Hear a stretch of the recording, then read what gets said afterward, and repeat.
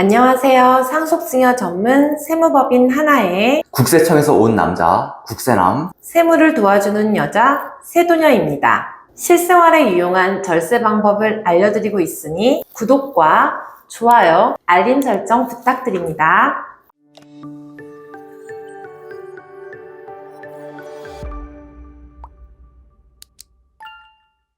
자녀에게 증여를 해주려 해도 자녀가 미성년자이거나 경제력이 없다면 자녀가 증여세 낼 돈이 없기 때문에 문제가 됩니다. 예를 들어 자녀에게 10억짜리 부동산을 증여할 경우 당장 취득세와 함께 추가로 약 2억 정도의 증여세를 내야 하는데요. 자녀가 직장을 다닌다 해도 일반 직장인이 이 정도의 금액을 쉽게 내기는 어렵습니다. 만약 부모가 돈이 많아서 부동산을 증여해주고 자녀가 낼 증여세까지 대신 내준다면 대신 내준 세금도 증여가 됩니다. 처음 증여한 가액의 증여세 대납액까지 합하여 다시 증여세가 계산되는 것입니다. 실제로 국세청은 부모 자식 간 양도나 증여가 있을 때 사후 점검을 하는데 세금 납부 내역이 부모 계좌에서 출금된 것이 발견되거나 자녀의 경제적 능력을 확인하여 자녀가 세금 낼 능력이 없다고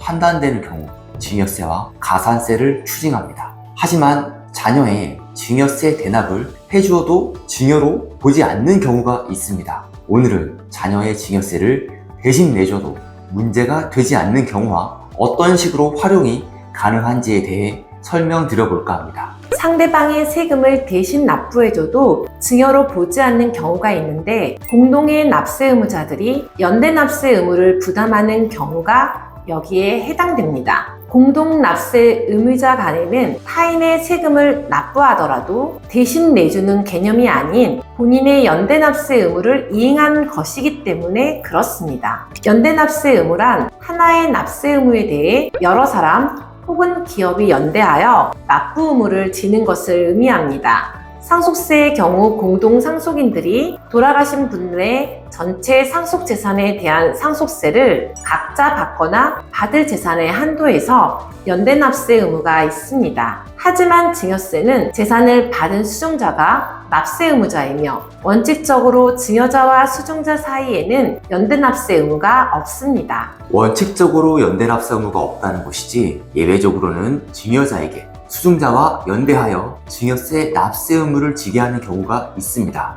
대표적으로 수증자가 비거주자인 경우와 수증자가 증여세를 납부할 능력이 없는 경우로서 국가가 강제 징수를 하여도 증여세에 대한 조세 채권을 확보하기 곤란한 경우가 이에 해당됩니다. 이걸 어떻게 활용해야 절세를 할 수 있을까요? 증여세의 경우 받는 자 기준으로 납세 의무를 판단합니다. 따라서 받는 자가 유학 가서 해외에 자리 잡은 자녀, 즉 비거주자인 경우를 가정해서 화면의 표를 봐주시기 바랍니다. 여기서 거주자란 국내에 주소를 두거나 183일 이상 거소를 둔 자이고 비거주자는 거주자가 아닌 사람을 말합니다. 세법에서는 국적이나 시민권과는 무관하게 거주자 여부를 판단하니 유의하셔야 합니다. 재산을 주는 부모가 거주자이든 비거주자이든 증여재산이 국내 재산이든 국외 재산이든 자녀가 거주자이면 연대납세 의무 해당 없이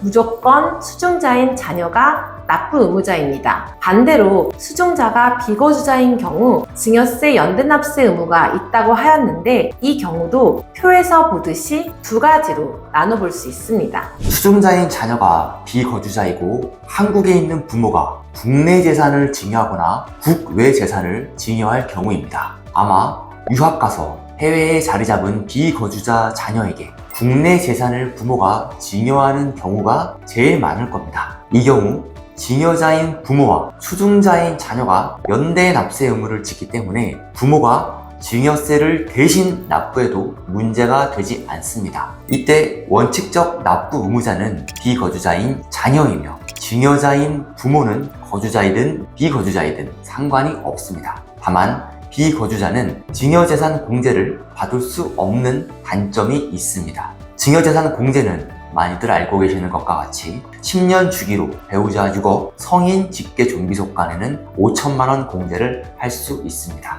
최근에 저희 법인에서 진행했던 경우도 이런 상황을 활용하는 케이스였는데요. 재산가액이 워낙 커서 증여세 대납에 대한 이슈를 회피하는 것만으로도 엄청난 절세 효익을 보는 것이었습니다. 이미 부모가 강남권 대형 빌딩을 법인을 세워 취득하였고 연세가 많으시기 때문에 부모가 가진 이 법인의 지분을 일부 자녀들에게 넘겨줘야 하는 상황이었습니다. 빌딩의 가액이 워낙 크다 보니 법인이 증여할 지분 가치도 350억이 넘었었고 증여세만 160억이 넘게 나와서 부모가 증여세 대납하는 것만으로도 160억을 세금 없이 증여하는 효과였습니다. 사례의 경우는 재산가액이 워낙 커서 일반적인 상황은 아니지만 보통 집 한 채 증여한다고 할 경우 몇 억의 증여세 대납 효과 정도는 기대할 수 있기 때문에 비거주자 자녀가 있다면 활용해 볼 만한 절세 팁입니다. 이번에는 수증자인 자녀가 비거주자이고 거주자인 부모가 국외 재산을 증여할 경우입니다. 거주자인 부모가 비거주자인 자녀에게 국외 재산을 줄 경우는 납부의무자가 수증자가 아닌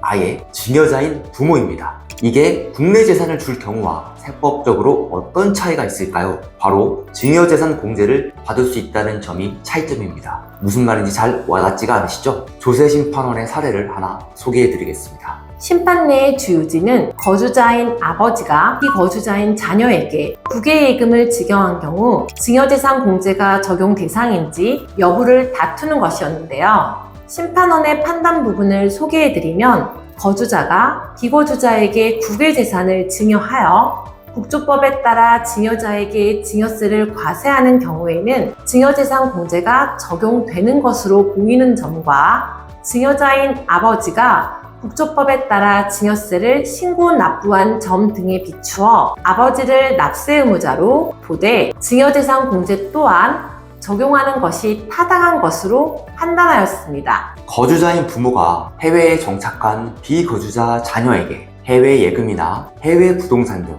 국외 재산을 증여하는 경우에 심판의 내용을 활용할 수 있을 텐데요. 이 경우 납부 의무자가 증여자인 부모이기 때문에 자녀에게 증여세 부담이 없는 것은 물론 증여재산 공제까지 받을 수 있는 것이 절세 팁입니다. 요즘 자산가들은 해외에 자녀들을 유학 보내는 경우가 너무 많고 자녀들도 해외에 정착해서 비거주자인 상태로 지내는 경우가 많습니다. 이런 경우 앞서 소개해드린 바와 같이 비거주자 신분과 해외 재산을 활용하면 아까운 세금을 조금이라도 줄일 수 있는 방법이 될 수 있으니 도움이 많이 되셨으면 합니다. 하지만 자녀가 세법상 비거주자인지에 대해서는 국세청에서 매우 공격적으로 검토하기 때문에 그냥 해외에 있다고 무조건 적용해서는 위험합니다. 몇 가지 기준만으로 간단하게 판정하는 것이 아니기 때문에 반드시 비거주성에 대해서는 전문 세무사와 상담 후에 증여 여부를 결정하시길 권해드립니다.